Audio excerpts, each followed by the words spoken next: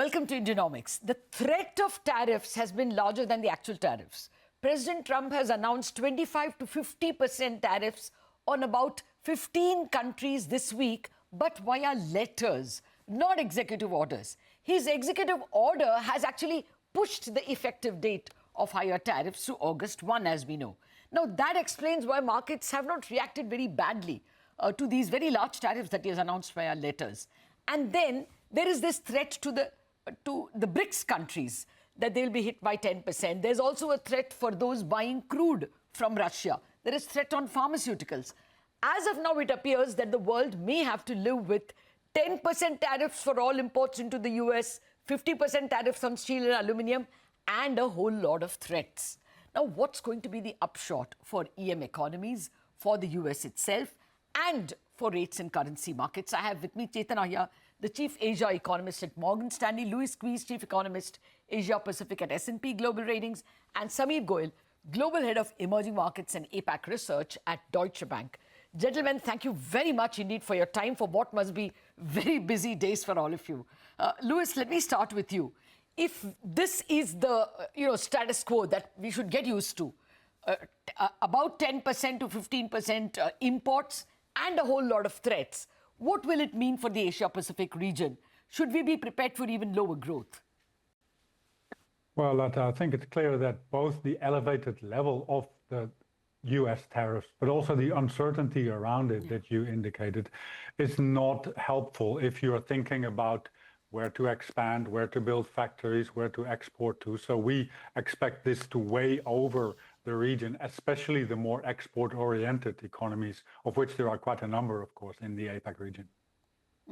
Yes, the uncertainty and therefore the problem with investments, problem for investors. Sameer, what about the impact on the US itself? The latest numbers we saw didn't look all that bad. I mean, even if you looked at inflation, it was not way higher, it was higher enough for the markets to remove the expectation of any cut anytime soon. Do you think the tariffs are going to show by way of higher inflation in the US sometime soon and therefore prevent the Fed from any rate cuts at all this year?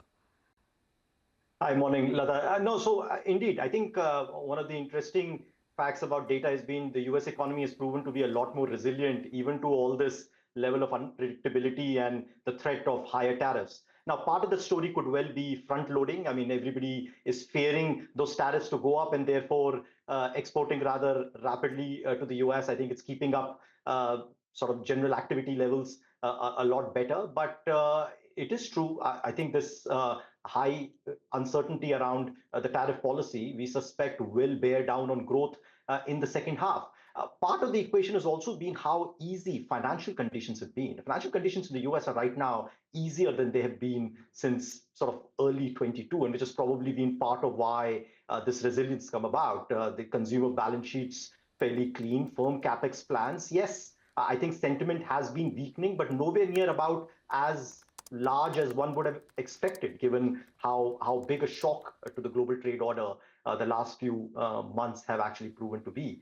Still, it's on watch. I suspect second half there will be payback to that front loading and a lot of trade activity. Our view in the House is that growth will slow down. I think we will avoid recession, but growth will slow down in the US. Now, as far as the Fed is concerned, our view is they'll probably only be cutting rates by December of this year. Risks are maybe more two-sided, but I'd argue it will require probably a lot weaker labor markets for the Fed to trigger rate cuts earlier than that. Okay, then let me just finish the Indian or the Asian situation. We have never seen this kind of rate differential between India and the US. What does that mean for the Indian currency? Do you think that there could be appreciation bias on Asian currencies in general and India? So I think there's a little bit of a difference. I think India has a bit of a unique position within Asia. So like you said, there's a common factor, which is the rate differential. And absolutely, the rate differential argues a lot more in favor of the US at the moment. I mean, the differential is fairly wide. And on top of it, given how low inflation is in bulk of Asia, including India, the bias should be for, in a way, that differential to at least sustain at these levels, maybe even widen, depending upon how quickly central banks in Asia actually cut rates.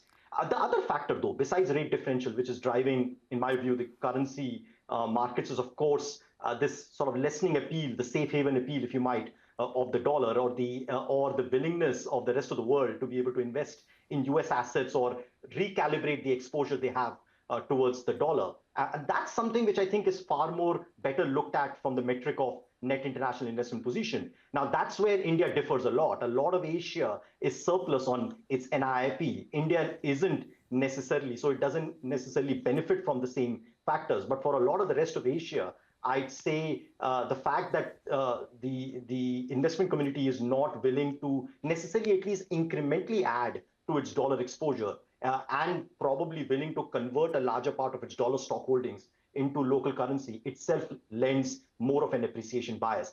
I think India is a bit of an exception on that front, but certainly for rest of Asia currencies, our bias is to think for more strength in the second half of the year. Okay, more strength for other Asian currencies. Rupee perhaps will move both ways.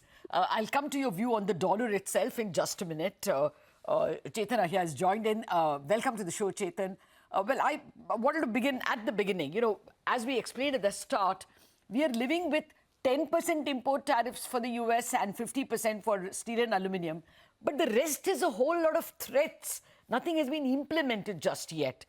What does this mean for EMs? Does it mean that you can actually push up your growth forecasts or no? Well, not really. I think, Latha, I think not only this the new announcement, but the ones which were announced earlier are also still not yet reflected in the growth data points that we are watching across the region. The reason why there is a lag is because when you think about the tariff impact, so the tariff impact has also been delayed because stuff that gets imported into the US, if it is shipped on a particular date, which is right before the tariff is imposed, it does not attract that tariff on the US shores. And so that is, if you look at the US customs data, weighted average tariff in the US has increased to approximately 10%. But when we do the actual math of what is the weighted average tariff rate based on what were the import values last year, and then what is the tariff imposed on different countries, and that number is 13.5%. So tariff itself has got delayed in terms of actual collection because of the way the accounting is done.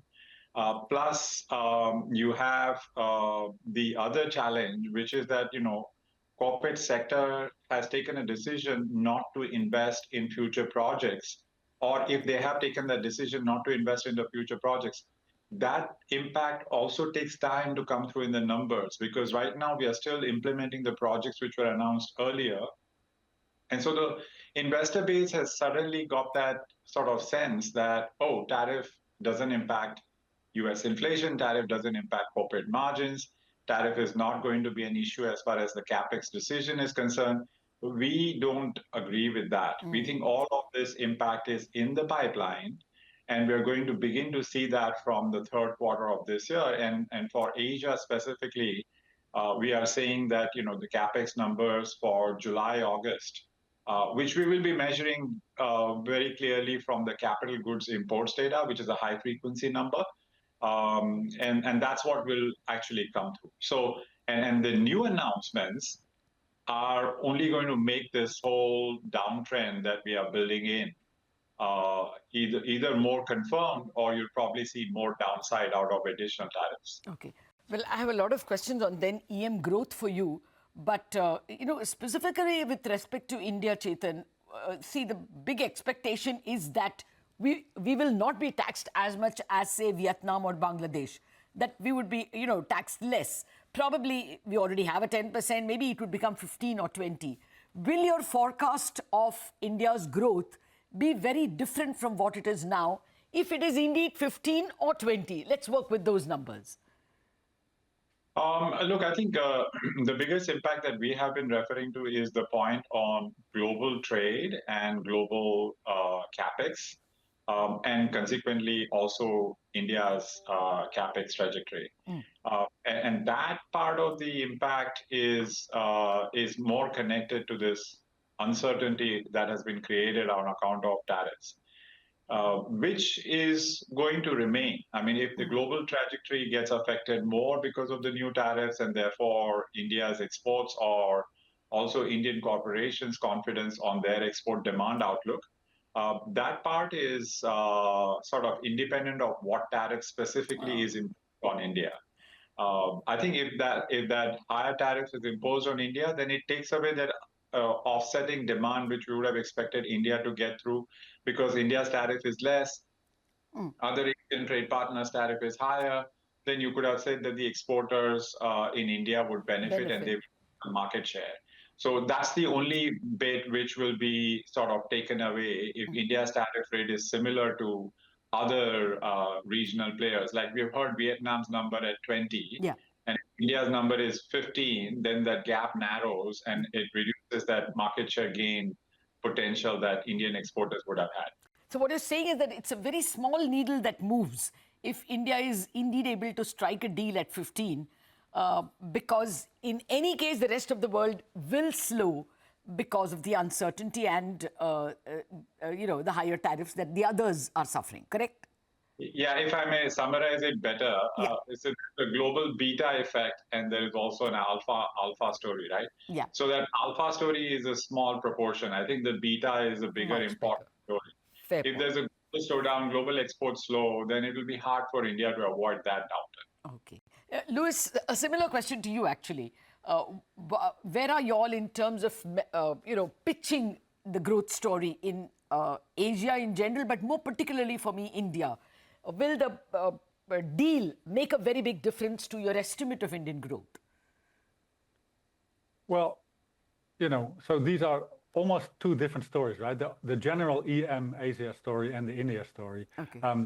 Our India story is also, of course, picking up the fact that after a soft patch last year, the recent data on India has been better, so we have become a bit more optimistic on the domestic side. And in an economy like India that is so large and where the domestic side is so important, that really matters. And so I would say, I think if I recollect correctly, our latest change to the India forecast was moving up because of that better domestic momentum.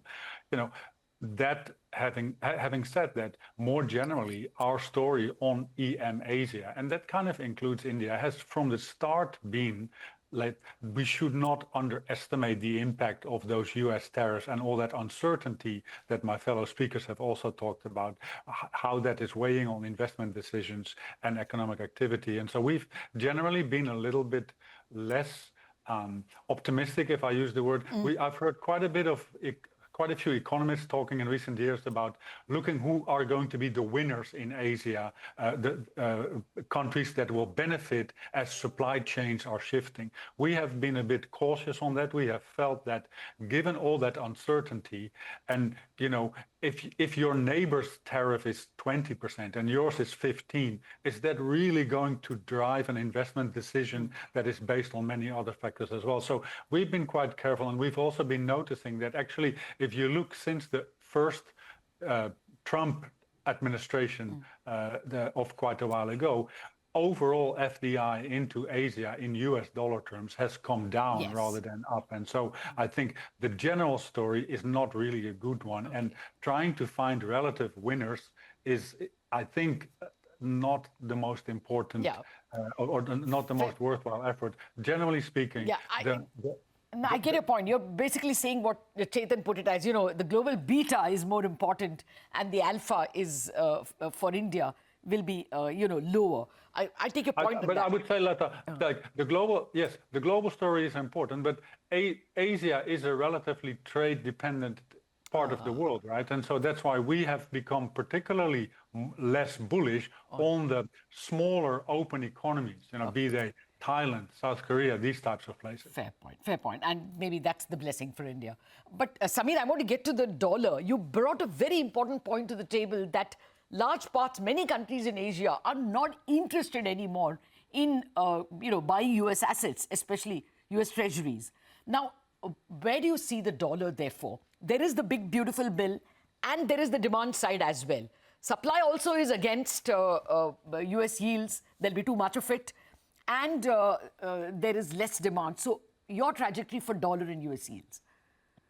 Latha, from my perspective, I think it's very hard to be bullish on the dollar at this point in time, right? I mean, first and foremost, I mean, the twin deficits are bearing down on the dollar fairly significantly. We are probably running a current account in the US is, I would argue, probably close to 4 to 5%. This tariff policy hasn't really made much of a difference, though obviously there is a front-loading impact and we need to see payback to that. But at these levels of the current account in the past, the dollar has been materially weaker over a 1 to 2 year period.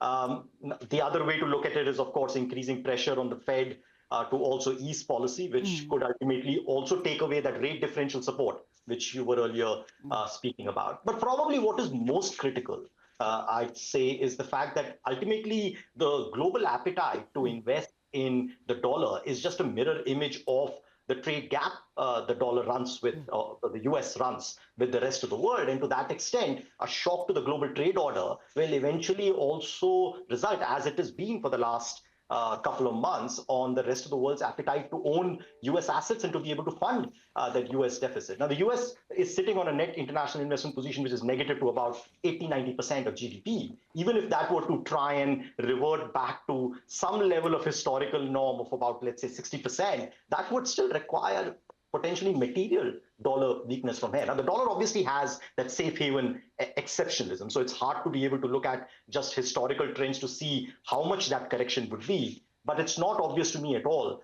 that, particularly with the current set of policies, that the global appetite for the safe haven appeal of the dollar is necessarily going to lend to the same level of financing.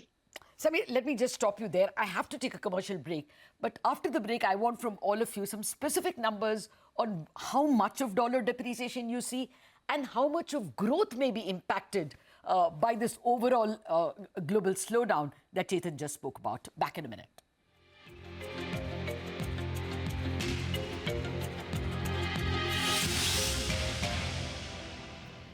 Welcome back. We've also been discussing the tariff uncertainty and the tariff threats with Chetan Ahya of Morgan Stanley, Louis Kuijs of S&P Global Ratings, and Samir Goel of Deutsche Bank. Gentlemen, thank you very much for your patience. Samir, I know you're running into a wall in terms of the time limit. So a final question to you. Can you tell us what you're looking at? You argued that there are reasons for a further dollar fall. What are we looking at? Are we looking at a dollar index of 90, even below 90, 89 types? And what does it mean for dollar rupee? Latha, we don't have formal targets on DXY, but I argue that moving below 95 over the next 6 months, very possible. Once the Fed cycles really underway over an 18-month period, can we actually be looking at something closer to 90? Not entirely impossible, depending, of course, upon how we land on various sort of US policies. Okay. And the dollar rupee? So, like I said, I think it's hard for the rupee to completely sort of be able to move against that trend. I'd still probably put dollar rupee higher than where we are right now, than lower, probably towards closer to the forwards of 86.5 in the next sort of 6 months. But that would still mean the rupee is sort of underperforming what rest of Asia currencies would. Which is what you argued. Thank you very much, Samir, for your time. I know you're running with too many appointments. Chetan, I wanted to ask you about, therefore, what do you look at as the Indian growth? You said the alpha is not enough. So do you think the Reserve Bank's 6.5 is very tough? Do you think we could be in a rate lowering, in a downgrade trend come second half when people realize the impact? That's right, Latha. So we are expecting growth to slow in India, and the fourth quarter of this year, calendar year, we're expecting growth to slow to 5.9%. So we are expecting it to get to that, below 6%, just below 6% kind of numbers. And that's because of the reason that I mentioned in the first half of our discussion today, that there is going to be the global downtrend that will weigh on India's exports. And we do think that the corporate sector in India is also conscious of these trade tensions. Another point which I did mention earlier is that to the extent to which China has been going through this deflation challenge, and we know that when the trade downturn comes in, there will be even bigger deflationary pressures from China to the rest of the region, including India. And that is also making the Indian corporate sector conscious of not going ahead with aggressive capacity expansion because you know that there is a pricing power problem. You know that there is a competition from China. And so, yeah, I think India is going to find it difficult to be continuing to keep maintaining its growth rates while you have this global trade slowdown and global capex slowdown. Okay, I want to come to the inflation issue as well. Let me put that first to Louis. Louis, would there be a big deflationary pressure from Asia and from the world in general because of not being able to sell to the big market? India is almost heading towards 2.5% CPI for the next few months. Can the pressure of disinflation mount? Yeah, so I think when we look at our inflation forecast, there are other drivers than the China or the overcapacity story that are putting downward pressure on inflation. We have had commodity prices, we've had energy prices, but I do think that the wave of industrial products that will be looking for a market now that those US tariffs have gone up and now that we've had a divergence between prices in the US and everywhere else, I think that these pressures will amplify and are going to put more downward pressure on inflation and also, of course, on corporate profits in the region. Okay. Chetan, your view? Also, the inflation trajectory in India because of the global or Asian disinflationary pressures as well. Therefore, is this the last of the rate cuts we saw, or will the Reserve Bank be forced to do more because of growth, if not inflation? So, Latha, I mentioned my growth forecasts, and those are not very good in the sense that India will still outperform the rest of the region, and those numbers which I mentioned are respectable. But there is going to be a slowdown, and already inflation has reached low point. You're going to have deflationary pressures on account of tariff. Tariffs are inflationary for the US, but deflationary for the rest of the world, particularly Asia. And as Louis mentioned, we've got this commodity price decline that is adding on to it. So we think all the factors, domestic capacity utilization suffering with growth slowdown, the international factors like trade, as well as commodity prices, inflation will remain pretty much in control unless you have some supply shocks on account of food. But I think at this point of time, rainfall is looking like it's going to be on track. Area under coverage is up. So yeah, we are highlighting the point that the central banks in the region, including India, will probably end up doing more than what the markets are pricing in right now. And we, in our base case, have one more rate cut. But we are also highlighting the risk that the central banks may end up doing more because of the way the inflation trajectory is going to be across the region. Oh, and sorry, one more point to add. Yes. That this currency movement and the dollar weakness is also adding to some kind of disinflationary trajectory. Okay. So yeah, it's an additional factor, and it's also an important factor because when the central banks are looking at their domestic growth inflation dynamics and taking a decision to cut their rates, they are not being held back by what's happening to the dollar. Because in the early last year, if you remember, we still had the concern on what are the currencies going to do if you cut rates ahead of time. But now, with the way the dollar is going, that's another factor that will help central banks, if need be, to cut rates more. Okay. Well, thank you very much for an extremely enriching discussion, Louis and Chetan. The key takeaway that we may have a small alpha if our tariff rates are lower than, say, Vietnam or Bangladesh, but the bigger beta of global slowdown will take away that advantage. More rate cuts coming, but not for a good reason. They will come because growth is going to disappoint. That's not a very pleasant situation to be in, but that's the way things are panning out. Thank you very much for watching this special edition of Indianomics.